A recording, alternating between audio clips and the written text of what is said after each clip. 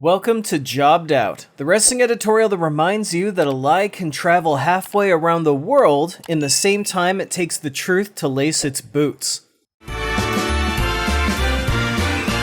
It's the most brotherful time of the year. Hulk Hogan is one of the most influential people in the entire history of professional wrestling. His looks, his charisma, his marketability made the WWF in the 80s and WCW in the 90s total entertainment powerhouses. You won't see me downplaying the accomplishments the Hulksters had. His contributions to the industry are undeniable. But for some reason, Terry Bollea can't even settle for being number one. When you hear his name, you should be thinking the word legend, but thanks to his wild stories and exaggerations and anecdotes over the years, the word best associated with him now is liar. And today I'm just providing a sample. In fact, this video marks 5 times that we've acknowledged Hulk Hogan and his most egregious lies. Suffice to say, he's not a fan. So let's get into it. This is yet another 5 of Hulk Hogan's many, many lies, part 5. Number 5. The next John Wayne. Hulk Hogan has always had film aspirations, and damned if he didn't try to make it work. From Rocky III to Zombie Hamlet, something wicked this way comes, brother. the Hulksters spent a lot of time trying to showcase his range. In an interview with Eric Stackelbeck, Hogan did touch on trying to transition from wrestling into film, seeing as the next logical step in his career. But then he threw this claim down. Bob Evans ran Paramount, and he took me in his office, and there was a big picture on the wall with Clint Eastwood and John Wayne and all the big stars. And he said, "You're going to be my next John Wayne." And then he kind of laid out the schedule. And I went, I'm the wrong guy for that stuff. So I just decided to go back to wrestling. Now, I don't have any doubt in my mind Hogan thought he could be the next major action hero like Stallone or Schwarzenegger, but this meeting with Bob Evans never happened, because Evans had stepped down and left Paramount in 1974, 3 years before Hogan even began wrestling, let alone acting. The story reeks of, what's that word?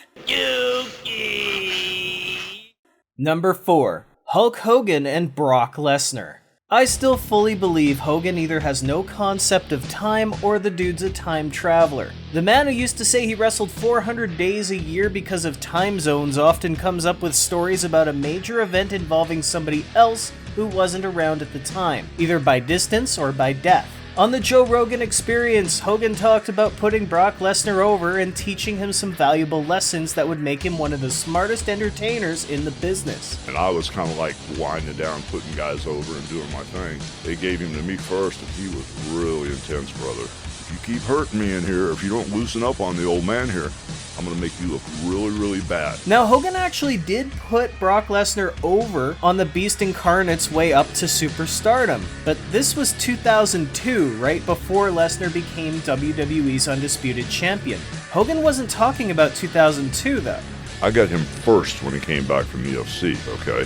When he came back from UFC, they gave him to me first, and he was really intense, brother. Brock Lesnar became UFC champ in 2008, and he didn't return to the WWE until 4 years later, while Hogan was still in TNA. In fact, Hogan didn't leave TNA until 2 years after that. I quit. What? That's a long time for Lesnar to wait for the Hulkster to be the first one to put him over. Number 3. It was Stephanie's fault, brother. WrestleMania 30 in New Orleans saw Hulk Hogan's return to the granddaddy of them all after a near 4-year stint in TNA. It was such a crazy experience, it even rattled the Hulkster himself. I'd like to welcome everyone here at the Silverdome to WrestleMania 30. WrestleMania 30, right here in the Silverdome. I can't believe I'm the special host. Now, mistakes happen, but on Dallas's 105.3 FM The Fan, Hogan laid the blame on an unusual target, the $1 billion princess. Let me blame Stephanie McMahon one more time, because I keep putting this on her. Well, they made me come 20 minutes early, which is unusual. You usually go there about 5 minutes early before you walk out. And all the media, what's Andre like? Is there really going to be a Memorial Battle Royal every year in honor of Andre? Was he a nice guy? How hard was it to slam him? Andre this, Andre that, Andre this, Andre that. Go back to the go position. Go out to the ring.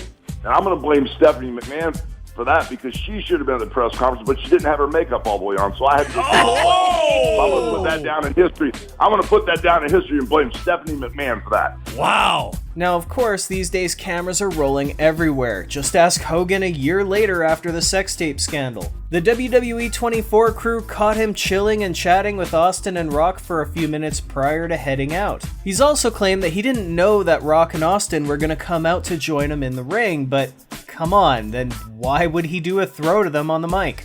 And you never know when one of those special moments. Number 2. Shane wants one more match. Hulk Hogan never did get his final match, and if you've seen Ric Flair's last match, it might be for the best. But in an interview with Chris Van Vliet, Hogan told a story about being offered one last match against Shane McMahon. Because I can't run, I can't hit the ropes. I have a hard time really walking distance. Taking a bump, if I got up, I'd have to roll to my left. I can't roll to my right. The only way I can get up is if I roll to my left. As Hogan does admit he wouldn't be physically fit, the two discussed his son Nick taking his place. You remember Nick Hogan, right? He goes, well, I didn't know if you had one left in you or maybe a surrogate such as Nick. Props to Van Vliet for perhaps being the first interviewer to ever fact-check Hogan in real time. Then a couple weeks later, Shane got hurt or something with his quad. Oh, that was at WrestleMania. Oh, is that where it was? Yeah. Now, since Hogan had no counter to the reality of the fact that Shane didn't get hurt until the show that Hogan claims he and his kid were supposed to perform on, Hogan immediately ended the story and moved on to the next subject.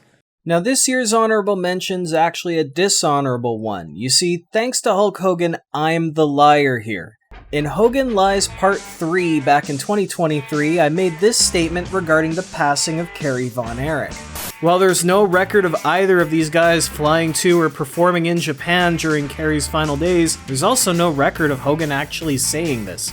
A huge thank you goes out to the commenters who brought to my attention a moment on Bubba the Love Sponge's radio show where Hogan in fact claimed he was on the plane from Japan to the US with Von Eric. I remember coming back on a plane from Japan with Carrie, and we talked for hours. We talked for 11 hours on the flight from Tokyo, Narita Airport to LAX, and we talked about his brothers and talked about how they died and how tragic it was. And he had this beautiful daughter, a little girl that, I'll never commit suicide to Hulk Hogan. I'll never, get myself in that position, And the guy was all full of love and he was all full of youth and, he was nothing but respect to anybody.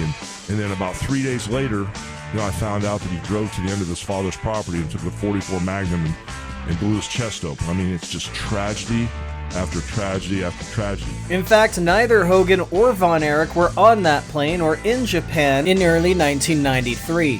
Von Eric had just wrestled in Dallas 6 days earlier and was facing prison time for violating probation on his previous drug charges. So yeah, even when I try giving the guy benefit of the doubt, he just can't help himself. With that said, what is my number 1 most egregious of Hulk Hogan's many, many lies?